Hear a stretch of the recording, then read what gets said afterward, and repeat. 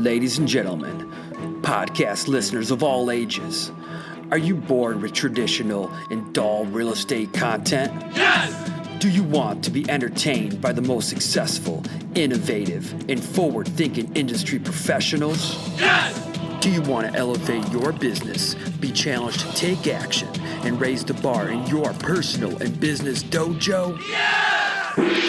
Now welcome your ninja host, Jeff Fitzer. Okay, ladies and gentlemen, we are back for the Real Estate and Mortgage Content Ninja podcast. And today I am very excited to introduce a guest that is going to go off base just a little bit. Usually we're talking to guests that have a specific expertise in the real estate or mortgage world. And today I have met a gentleman at a mastermind a couple of weeks ago who has an absolutely inspirational story. Those of you who know about me know that one of my stories, one of my branding tools is my running. And this gentleman has that tie. This gentleman obviously has a much greater story than just running, than doing triathlons. This gentleman is Michael Burke, who also has written a book called Waiting to Die, Running to Live. And with that intro, Mike, I'm going to let you take it away and tell our audience a little bit about yourself. Yeah, thanks, Jeff, for having me on. I'll keep it quick. They can always grab the book for the long story. But essentially, my life boiled down to some pretty grim expectations. I was born with the disease that had the dubious distinction of being the number one genetic killer of children. And they gave me 5 years to live. And that kind of started the whole thing. And from that day to this day, I've taken somewhere in the neighborhood of 500,000 pills in my life to keep my body going, and thousands upon thousands of hours of therapy to do the same, to keep my body moving. So with all the expectations of a shortened life expectancy and what felt like overwhelming medical routine, I had to find my way. Really, my journey really started as a teenager when I kind of saw all of this, right? I'm like, wow, I do take a lot of medicine. I see the doctors all the time. They're looking for things that are deadly. And it was the first time in my life I met peers who had my disease. There's not many of us. We are a rare disease. It's called cystic fibrosis. And I met kids for the first time in my life who had cystic fibrosis.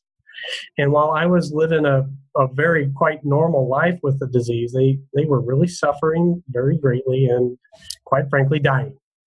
And all of that just came into my life all of a sudden. You know, you're a teenager. You're becoming aware of yourself and the world around you, asking questions. And that was my world.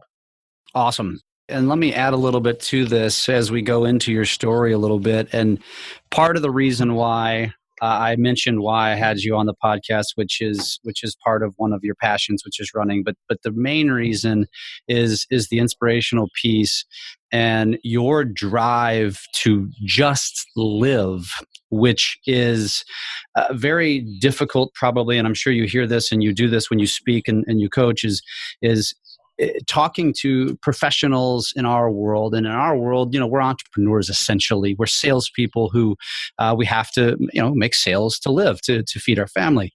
And if I had a nickel for every time somebody came to me and complained about, having to do something in order to achieve their goals, I would probably retire. And we're taking this to a whole new level with you, which is just surviving. So 500,000 pills, which equates to probably hundreds a day. That is the story that I really want to get across to people is to when you think you're having a bad day, you need to think about people like Mike and find your inspiration in Mike. And Mike, how much do you get into that with various professionals? Well, it's deep. I wrote a book a few years back, and really what I wanted to do was to show my people, this small group of people with cystic fibrosis, that, hey, there's a different way to approach life.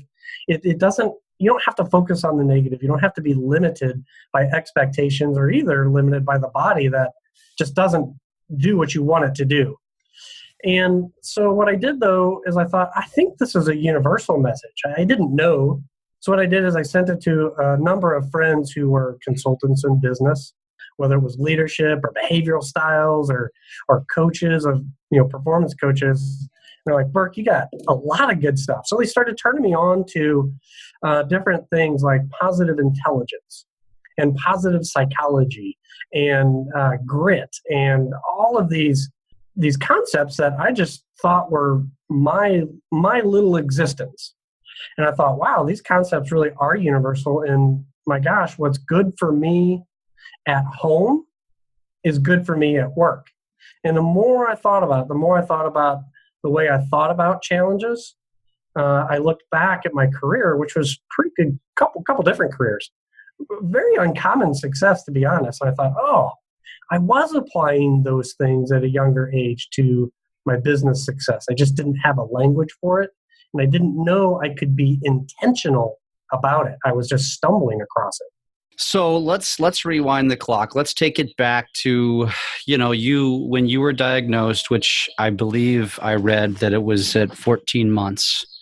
You were given roughly 5 years to live. Take us through the next, progression of life. So the next 20 years, let's just say, your childhood into your teenage, into your adulthood. What kind of emotions, what kind of things did you have to overcome just to get on with life?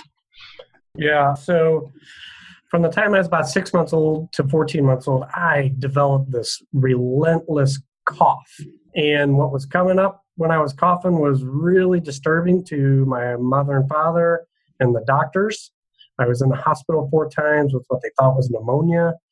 And then finally, I was just about to be admitted to the hospital again. And my mom said to the doctor, he's got this cough, but, he's stopped gaining weight.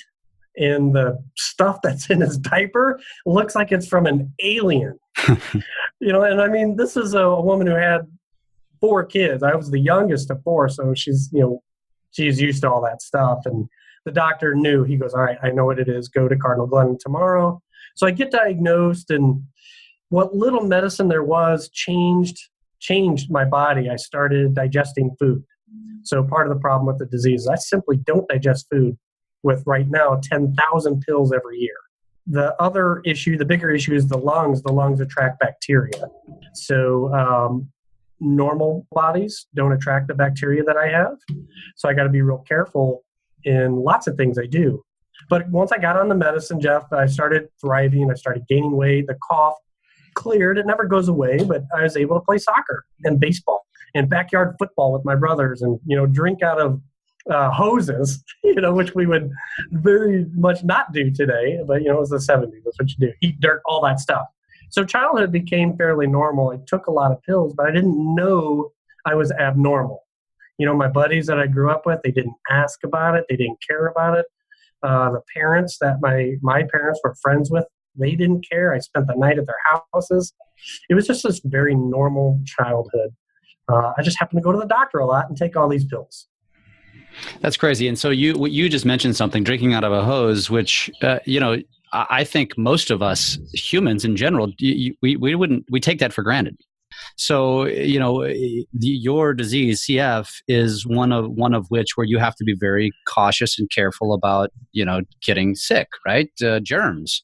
And so what most of us who were kids or who raise kids, we're pretty cautious. Most parents are probably overly cautious with their kids about touching various things and putting things in their mouth. But gosh, I couldn't even imagine what your parents were going through with someone with CF. And I imagine that made for a challenging childhood. It did. From day one, they said these infections are basically going to kill your son. And the numbers were playing out that way. There were no adults. There were no teenagers. Just a bunch of young kids dying. So they saw it, and it was spooky. And at the same time, though, the doctor was like, well, we don't know how long he's going to live, so let him do what his older brothers do. So it was this constant battle between fear and hope and some sort of vision for the future. Even amidst those circumstances, you have to have something to counter our natural inclination, which is fear and limitations, right? Our brain is looking for danger. It's, scientists think that that's what it's designed for, keep us alive. And we're pretty safe here in the 20th and 21st century. So our brain is just looking for stuff that's dangerous. And unless we are conscious about replacing that fear with good stuff, we're going to fall to the lowest expectations. There's a great story about my dad letting me play for the first time. And, I was a pretty sick infant, and I turned out to be a pretty healthy little kid, but man, they're afraid. So I'm about 4 years old, and all my brothers are playing out in the backyard, and my dad is watching me watch all of the fun. So I'm inside. My brothers and neighborhood kids are outside, and my dad's just watching me watch life go by because he's afraid. He's afraid if he lets me out in that germy, rainy day in November in the Midwest, that I'm going to catch a germ and get sick. And he just couldn't take it anymore. This man led a very active lifestyle, played soccer, was asked to try out for an Olympic soccer team, and he just couldn't take it. So he told me to go get ready, and he let me play for the first time. And I was about 5 years old. I mean, can you imagine being so afraid to not let your child play in the backyard? And so it was a huge, huge step for him. And, he had been asked, Jack, what'd you do next after you let your son go play in the germs and watch him get hit by the older boys? He said, well, I closed that door and I never looked back. And it was probably the one act that led to every wild and outrageous thing I've ever tried, which we'll probably talk about a little bit. So was that the springboard? And I assume you didn't mention your mom. She probably wasn't home for this. Did that springboard your life from that point forward to maybe take a little more risks? It did. I think what it did is it was my father and mother who let go of some of their fear, right? They remained fearful my whole life, and I gave them plenty to be afraid about.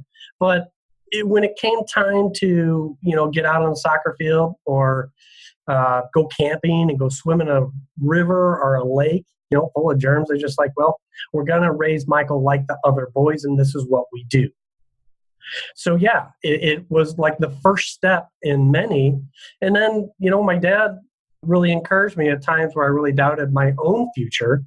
He would say, you know what, Mike, let's not think like that. He didn't allow me to sink to the lowest expectations because, Jeff, as we all lived a little bit longer, so obviously I'm 48 years old, I lived beyond the 5 to 7 years, but that life expectancy was never far in the future. When I turned 7, the life expectancy was 9. When I was 9, it was 11. When I was 11, it was 13. When I was 20, it was 22.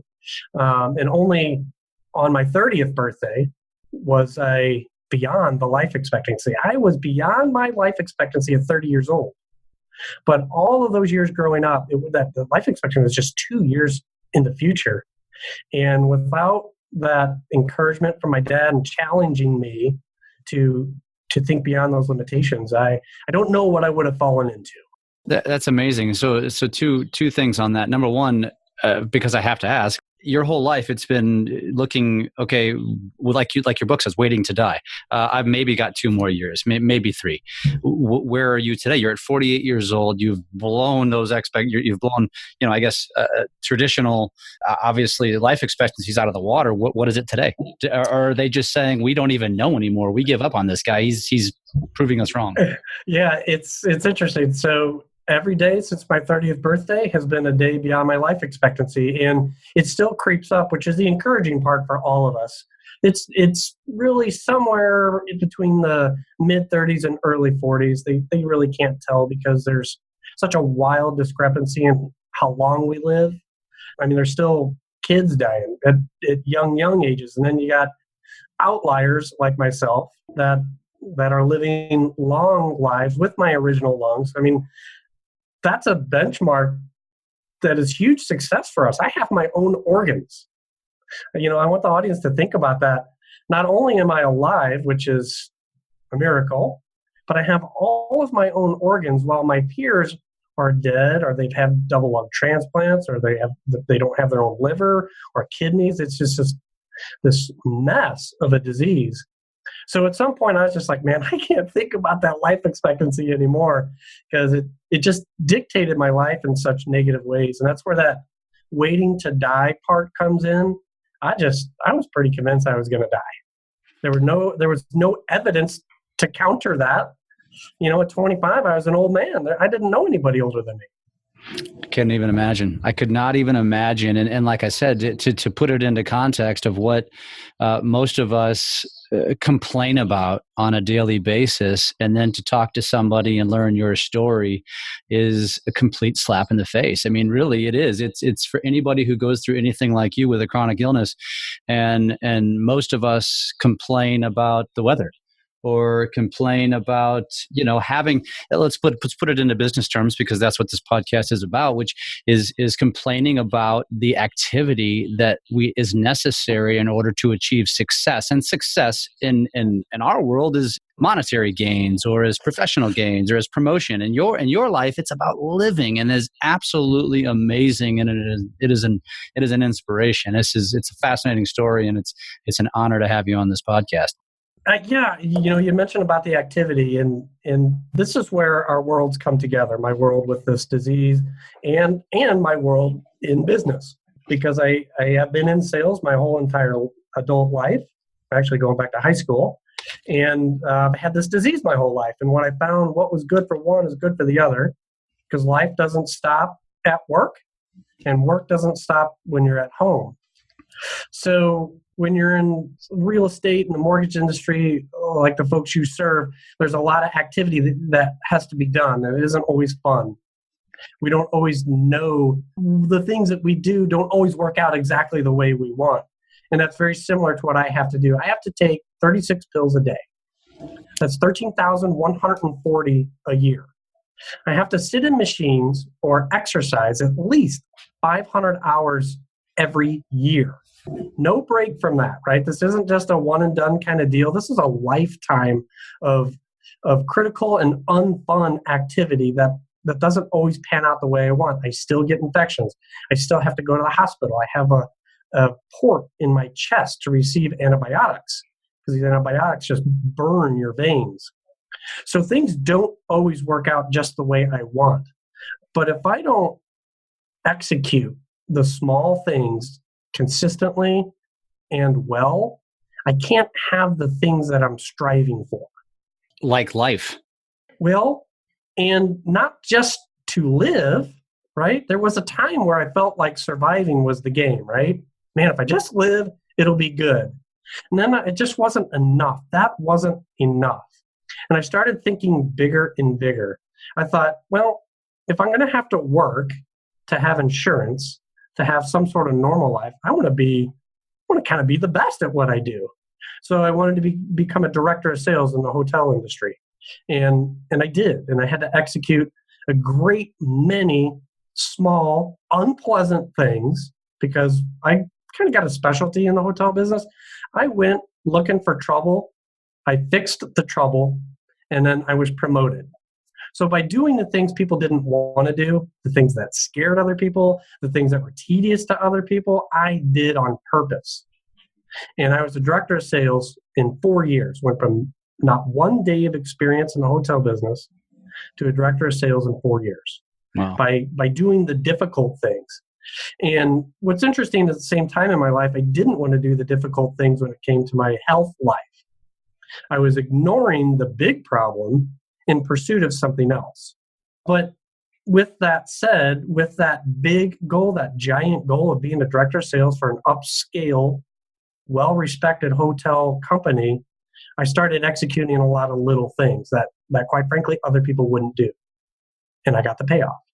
Which is basically, like you said, going back to the line of saying those activities, the things that you have to do every single day, every single week, every single month, every single year, which is obnoxious in comparison to what the rest of us have to deal with. You then applied that into your business of saying, gosh, I'm going to go ahead and do the hard things, which is exactly what we tell people all the time. If you think you're going to get easy street, it just doesn't exist. You've got to do the things that everybody else isn't doing. You have to push forward when you don't feel like doing them. And that is a phenomenal message. I appreciate you for saying that. My entire life with the medical routine was one of compliance. And that was the term they used. Michael, why aren't you compliant with this medicine or that therapy? Compliant, compliant. And I'm like, why does that word bother me so much? And there's energy around the words we choose. And so finally, like the nerd I am, I look it up in the dictionary. And to be compliant means to be submissive and docile. It's a have to, a requirement. And I'm like, that's why I hate it so much, because they want me to have to do something. And man, since you're a 2-year-old, you haven't done the things that you were told to do. When you really get in there with all these things that are unpleasant, it's because you want to. And I will tell you, there was a day I went from having to take 13,000 pills to wanting to take 13,000 pills. And my life around that changed. The energy changed. The quote unquote compliance or adherence, whatever word you want to use, changed. I became engaged in that part. And that's really the mindset that builds success, is an engaged mindset versus a compliant mindset. That's fantastic. That's fantastic. So let's fast forward to, where we are today. I mean, you mentioned that it was about, I guess, 30 years old when you kind of had that epiphany when the light went off and things changed. You had some success in the hotel industry. You've obviously had success just surviving. Where are we today? Where are we in the last 10 years? To talk about, obviously, let's segue to that next topic, which is running to live. Yeah. So, I was creating this cool little life for myself in the hotel business, traveling the country. I mean, gosh, I was doing really well. And then I just ran my body into the ground with this career and unfocused on the health. So I had to make a decision. Do I continue doing the thing that's damaging my life truly, or do I get my head around this disease? So I decided to move back home, and this was back in 2001, maybe 2000. And I thought, man, I got to do something to take care of my health. The doctor said my exercise is good, and I'm too short, too skinny, too slow, too uncoordinated to do anything with teams. So I picked up running, which was really good anyway. But, I don't know about you, Jeff, but running to me can get really tedious. Without a goal, the running just seemed like therapy. And it was therapy. So I'm like, man, I got to make the therapy fun. So I thought, man, I'm going to do the biggest thing I can get my mind around. And that was running a marathon with a body that doesn't digest food, has limited lung capacity, and then I lose electrolytes at alarming rates. So with the 3 handicaps of every endurance athlete, I started running, and I mean running big time. So I ran my first marathon in 2001 in Tulsa, Oklahoma. Got hooked for a lot of reasons, not only the health benefits, but the mental and emotional benefits, the focus, the perseverance, all of that just like started oozing out of my running life into other parts of my life. And I just wanted to keep going. So in the span of 10 years, I ran 9 full marathons, 20 half marathons, and coached other endurance athletes. So a local coaching program here in St. Louis was like, hey, man, you kind of know what it takes to do this really hard thing, this thing that only 1% of the population will do. Will you coach for us? And that was an eye-opener because I am a slow, coughing, flatulent runner. And they invited me to coach others. And it was a real blessing and an eye-opener too. Which I imagine, though, that has something to do with the fact that you just brought something, a good point to mind. And I take more grief than I do probably, pats on the back for the amount of running that I do. I haven't quite figured that one out yet. But you bring up a good point about running in general and it's not just the running that I'm focusing in on. It's living healthy. It's being healthy. It's finding something that will give you more energy, get in shape, lose some weight, and be healthy. And you just said it best. You're not out to win any races. You're just out to stay healthy. You're out to do something that only 1% of the population ever achieves in their lifetime. And you're doing it with handicaps that I don't even know where to go with that, because it's hard enough just to go out and run a 5K. If you're in perfect health, right? And to do what you're doing is absolutely, again, inspirational. It's amazing. Carry on. So I didn't know what I was doing, right? I'm just doing what I do to stay healthy, and I started experiencing these other benefits. Only recently have I discovered that only 7% of marathoners enjoy running. So I want the audience to get that. Only 7% of the people who complete a marathon actually like to run. So then what does that mean? Well, that means we enjoy the health benefits, the mental benefits, the achievement benefits. We feel like we're conquering something, right? Challenges. Marathoners think differently about running. It is drudgery sometimes, and it is even drudgery to runners. If you look at that fact that only 7% love it, and that's the connection again to business. Because when I have to cold call for speaking or coaching, that's not fun. I wouldn't call it fun, but I enjoy the challenge. I enjoy doing it well and introducing myself to people who could benefit from wisdom, right? That just don't have the experience of seeing a 2-year life expectancy, right? Because that drove me to great things. So it's not that I'm a special guy. I just have a very unique set of circumstances that allowed me to see things from a young age that others don't get to experience. I've seen my mortality for a long, long time, and I've wanted to live. Well, here's my goal. My goal of the highest order is to live a normal life like everyone else and an extraordinary life like nobody else. I want a home. I want a car. I want vacations. I want gray hair, right? I want a 20, 30, 40-year marriage. That's all normal to me. And that's what I want. I want some normalcy. But I also want to live an extraordinary life. I wanted to be the youngest director of sales. I wanted to climb 14,000-foot mountains and did. I wanted to run marathons and did. I attempted an Ironman. I hiked 145 miles in the Ozark Mountains with 60% lung capacity. That is my extraordinary life, my 1% life. And I really want folks to think about their extraordinary life, because life is way too short to not take advantage of it, yet it's too long to just coast by. I mean, think about 80 years on the planet, not pursuing your best self, your best family, your best spiritual life, right? The goals that drive every other goal. Yeah. I mean, you said two things there that really struck me. One was, I promise, I would think, and I would short of saying guarantee that, because I know I do, most of us probably take mortality for granted. You don't think about that stuff until you're knocking on, heaven's gates, right? We don't think about that stuff in our 20s. You don't take it seriously. Maybe if you lose somebody, maybe at that point you start to say life's too short, but you still don't think about your own mortality. You think, I've probably got at least until my 60s or 70s, because that's about average. And hopefully I make it into my 80s or 90s, right? But then you said something else that one of your goals is to have gray hair.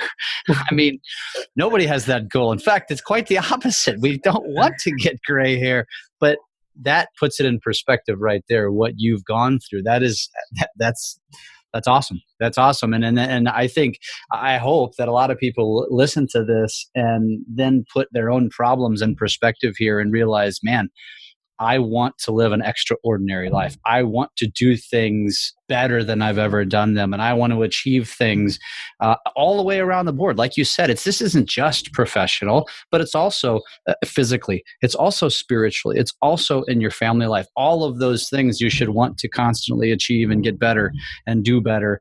And it's finding your inspiration in a variety of sources, but finding it in people. And you are an absolute inspiration. And I hope we can touch somebody through this interview, and they can say, damn it, maybe they're not going to go run a marathon, but they can at least look at it and say, gosh, I got to get healthier. I've got to go do something with myself, or I need to take whatever it is I'm trying to achieve and take it to another level. I think what mostly I would encourage folks to do is think about this 1% thing. And it's the goal of the highest order. So that goal, right? lead a normal life like everybody else and an extraordinary life like nobody else. That fuels all the medicine I have to take, all of the therapy I have to do. It fuels being a better husband and son and brother, right? I'm looking at these different parts of my life and I say, what's the ideal husband in my mind? I'm not concerned about what other people do. I want to be Mike Burke's best version of Renee's husband. And that seems scary for folks, right? Like 1%, that seems so outrageous and spooky. But what makes it less spooky is there's a bunch of 1% actions that are small actions, these small steps that lead to the big goal. So let's look at it from the health standpoint. I have to take 8 pills with every meal to digest food. And if I thought about 500,000 pills over a lifetime, I probably would just throw up my hands and say, forget that, who can do that? But you break it down. So daily, 36 pills, that probably even seems like a lot. I still haven't met anybody that takes 36 pills a day. So then what I do is I say, well, just remember to take them at breakfast. Remember to take them at lunch. Remember to take them at dinner, right? And that just makes it so much easier. Instead of thinking about 30 minutes sitting in this machine that I don't like doing, I'm like, well, what can I do with that 30 minutes? I can still read. I can listen to an audio tape. I can surf the internet. I can find things to do. And it's just less intimidating than the great big 1% goal. So think big, act small.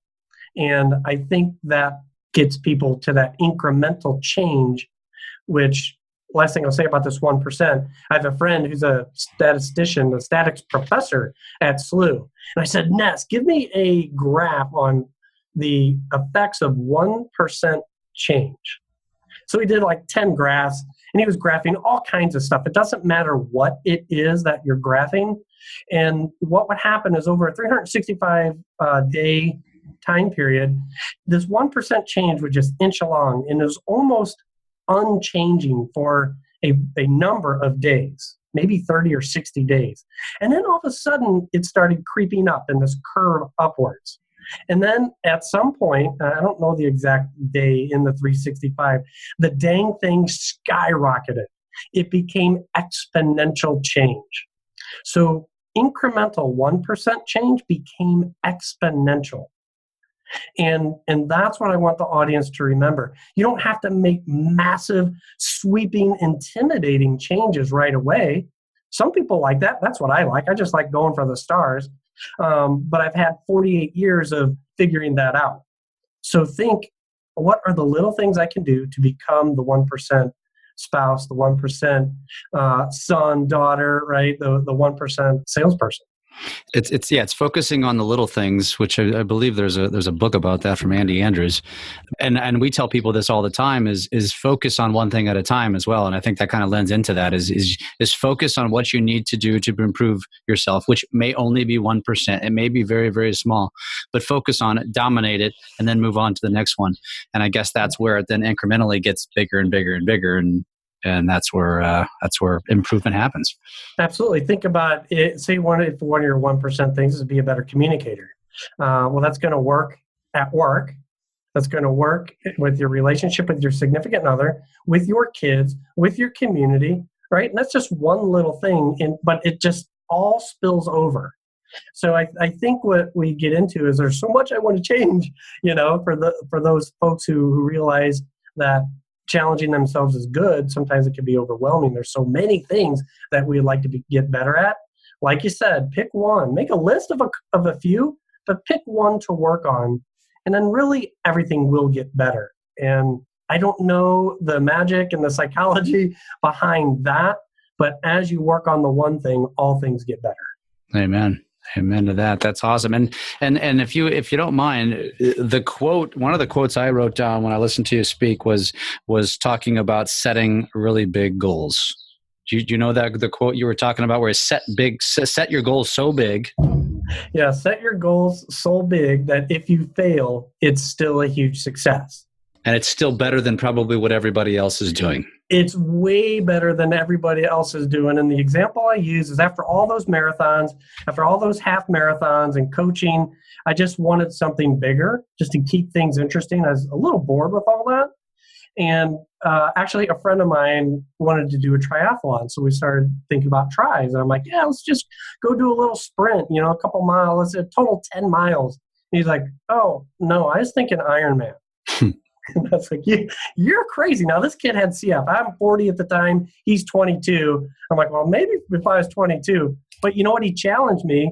And so we didn't do a full Ironman. We did a half Ironman, which is still 70.3 miles of continuous swimming, biking, running in the 94-degree heat of Muncie, Indiana. And I spent really a year and a half preparing for that thing. I was working out twice a day for a year. Swimming, biking, running, lifting weights. And oh my God, I was in such good condition. And guess what? Cystic fibrosis was doing quite well. So I go to the race and it was hard all the way around. The temperature was bad. I'd never swam in a lake before, and that was an overwhelming mental experience. But bottom line is I got 4 miles into the run and I was an inch away from heat stroke. I stopped sweating, but I had goosebumps. I had a raging headache. I was swaying back and forth, just trying to stand up. And so I called it quits. And it was the first endurance event that I did not finish. And it was so painful, Jeff. I thought, I just did this train for a year and a half, and I should have been able to, and I should have did this, and I should have done that. And it was really painful. And I let down my community, right? They were expecting to see me finish. And then, after a little bit, my sister-in-law, who's a great influence, she said, Mike, really? Really? You're obsessing about not finishing? You have cystic fibrosis. Your body is at 70% lung capacity right now. Most of those people out there are in the prime of their life, and they don't have problems digesting food and electrolyte imbalance. You should probably be pretty proud of it. So I thought, man, yeah, that was awesome. I was amazing, right? So I put my goals so high that even that failure was a huge success to the people that I wanted to impact, which were kids who have cystic fibrosis and adults who maybe are unsure how long their child is going to live and what they are capable of. That, what is that? About 60 miles of continuous motion was a huge success. Nobody would ever say that that's a failure. I was just going to say, failure is definitely not the right word there. There's no doubt about it. And that's exactly why when I get into conversations with people about why are you attempting to run 2018 miles in 2018, that's insane. And it's less about the physical activity of doing it, which is still a very large goal, but it's the discipline to keep doing it basically every day. I take a few days off, but if I take a day off, it just means I've got to run that much more the next day, right? Yeah. And it means getting up at 6, 7 in the morning when I've got a bunch of appointments that day, and maybe also running at 10 or 11 at night when the kids are in bed because I don't want to interrupt family time too much. And it's doing things when everybody else is sleeping or watching TV, and it's those principles that people like you are getting across, and how I end up doing these kind of things, because it's these kind of inspirational stories that make me say, gosh, what am I capable of? Geez, I'm only doing 2018 miles. And the truth is, if I don't hit it and I land at 1950 or 1875 or 1700, let's just say I'm way under, I still achieve something that most people don't do in their entire lifetime, let alone in 1 year. And I've had to put that in my own perspective, in my own mind, to realize I'm not failing if I don't hit 2018, although I'll be pissed. I want to do it, and I intend to do it. But, if I don't, geez, the most I ever ran in 1 year is 500 or 600 miles. That means I'm asking my body to do 3-4 times what I've ever done. And I feel minuscule in comparison to what you've accomplished. I mean, it really is an awesome story, and I really appreciate you taking the time to share it with us. My pleasure. And I feel the same when I look at others in my community. I don't have to look very far to see people who are putting in a massive effort every day that I simply don't have to. I'm pretty doggone fortunate with this disease. It's just a good reminder of, it's not that I feel better because they're suffering. That is certainly not it. It's a reminder of how good I have it and what I want to do to keep it that way. I don't want to suffer like that. I really don't. I don't want to miss out on the things that are so important to me. So it's not that we enjoy others' misfortune. It really puts things into perspective for us. And what I'm going to say this is that if you do come up short, which I can't imagine you will, but if it does happen, you're going to feel a burn, right? It's going to burn and it's going to hurt and you're going to be upset. And that's actually a good thing to experience.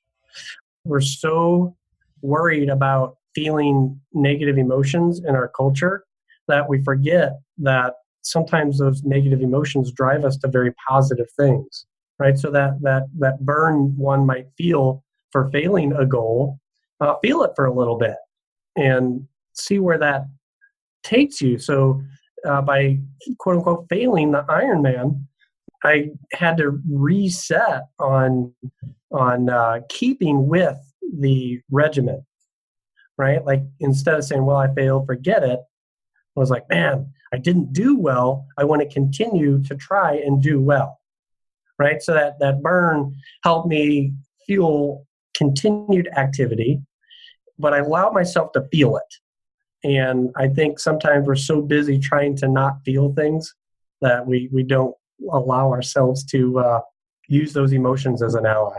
That's awesome. And for anybody listening, like I said, if there's anything that you're looking to achieve, and I would argue to say that probably 99.9% of the population, we all want more. It doesn't matter what we have, whether it's, again, whether you're touching any four of the aspects that we mentioned, whether it's, personal, professional, physical, spiritual, you always should want a little bit more. And if you can't use this as an inspiration to try to tackle something more, I'm not sure that anything's going to drive you. Because Mike Burke has done something that as he said, very few have done. Most don't live 5 years, let alone 48, and you're still driving hard and doing very, very well. And again, it's inspirational. So Mike, you do some speaking, you do some coaching. Tell our viewers if they have any interest in connecting with you, how can they do it? Yeah, so I wrote a book, like I said, a number of years ago, and the principles in there go way beyond a chronic illness, life with a chronic illness. I discovered they're good for business. I discovered they're good for really any ongoing challenges, whether they're self-inflicted challenges, like we want to push a little bit, or something that's unexpected in our life. So in the speaking I do, I really tackle two concepts. One is of a mindset, which is our beliefs about hard things, difficult things. And the fact that we're very much thinking about the future a lot, more than we ever think about the past or the present. We're thinking about the future. And the way we interpret current events is the way we project in the future. And guess what? When we project an outcome, we make that outcome happen. So by getting our filters for the current situations going on, and for us to be able to project a positive future is very, very critical to how we will live life. So that's the concepts. And of course, I talk about all these different kinds of stories from my father and myself and my brothers and all the wonderful people in my life, and then how I took those things and created this life of mine. And so the groups that I really feel such a close connection to is any group that supports a chronic illness. Healthcare industry is so challenging. It's just really hard to see people suffering, and these folks have a real calling to help those folks, but it can be hard to sustain a positive frame of mind. So the healthcare industry, pharmaceutical industry, they're my heart of hearts as well. And the fun stuff, because life is fun, talking to those industries like sports, man, sports has changed my life in every way. And being an endurance hiker has been pretty interesting too. And then the final part of that, just to go beyond a speech, because, when we hear a motivational speaker, it's amazing and we get this great perspective. But when we get back into the grind of the day, that inspiration can go away. So what I help folks do is keep the inspiration, keep those big ideas, but work through the daily grind to keep your emotions positive and your thoughts constructive. Because sometimes when we're left to our own devices, we limit ourselves, because business doesn't quit. Things keep coming. The competition keeps coming. Markets keep changing. Bosses change. The organization changes. And we need to be at the top of our game to create the life we want. So I help folks in a coaching capacity. I love it. And that, although you said that, you focused on the healthcare and fitness and outdoor and even coaching people with chronic illness, again, you were speaking at a mastermind that was primarily real estate professionals. It's put on by a mortgage person. There was an insurance people. There's real estate agents. I would argue that, and obviously many of the listeners are probably in that industry. If you are looking for someone to inspire your group, whether you're a real estate broker or a mortgage leader, this is a fantastic message. It's a fantastic person who can get personal with you, because that's what we talk about all the time, is being authentic and getting personal, and again, trying to create messages that drive people. And it did so for me. That's why we're talking today. And I would definitely encourage the listeners to reach out to you. Mike, what's the best way to get a hold of you? The best way is through my website. That's www.michaelpatrickburke.com. Nice Irish name for everybody there. Or heck, reach out to me on my cell phone, which is 314-283-5985. That's awesome. So make sure you check out the show notes to also get, if you need the spelling to that, it's Burke with an E. But I would definitely encourage people to reach out to you. And if you need inspiration in your career, if you need inspiration in your life, hopefully we brought that to you today. If you need inspiration in your real estate or your mortgage career, you obviously know to reach out to myself. That is Jeff Fitzer with USA Mortgage. And we are absolutely honored and so much appreciate your time, Mike. This has been an awesome conversation, and I hope to see you at another event or 2 or 6 in the near future. Same here, Jeff. I really appreciate what you're doing for the folks, your listening audience. These are the best things in life. We're going to get lots of tools in life to make us better salespeople or better processors of paperwork, but it all starts with what's going on between your ears. If that isn't productive all the time, really all those other tools don't matter. So I really, really appreciate you throwing this part of it into their life in with that bag of tools that you normally give them. Absolutely. What you just said is 100% right. It is what is between your ears. And not only that, and you didn't mention this, but surround yourself with the right people. You know what they say, you are the sum of the 5 people you spend the most time with. And everybody knows that saying, but not many people execute it very well. And you know what? Sometimes you got to get rid of some of the nastiness in your life and focus on hanging out with people that inspire you, people that bring you up, people that are positive, people that are more successful than you. And this is exactly why we're talking today, because people like you inspire me. And hopefully we will inspire many others along the way. And Mike, you keep doing what you do, man. You are an inspiration, and we really appreciate you. Thank you so much, Jeff. All right, take care. All right. If you're looking to elevate your business, aligned with continual innovation and evolution, Jeff wants to talk to you. Go to FitzerMortgageTeam.com and connect with him today.